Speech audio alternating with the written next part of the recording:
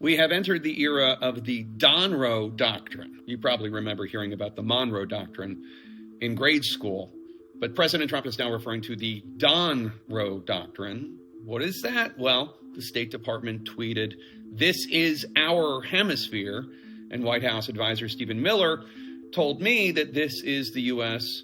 exerting its superpower dominance over the hemisphere. The United States is using its military to secure our interests unapologetically in our hemisphere. We're a superpower, and under President Trump, we are going to conduct ourselves as a superpower. That includes apparently the U.S.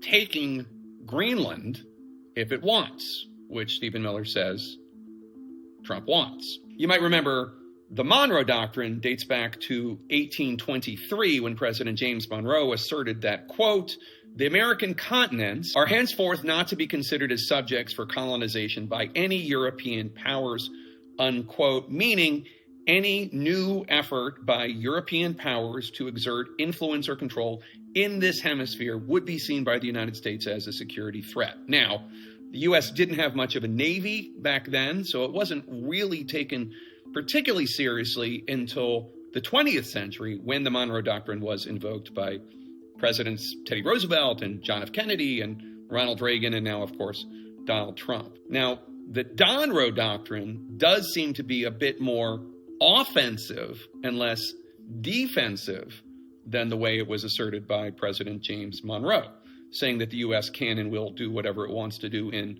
Venezuela or, as President Trump has said, Mexico, or possibly Colombia, or possibly Cuba, or possibly Greenland.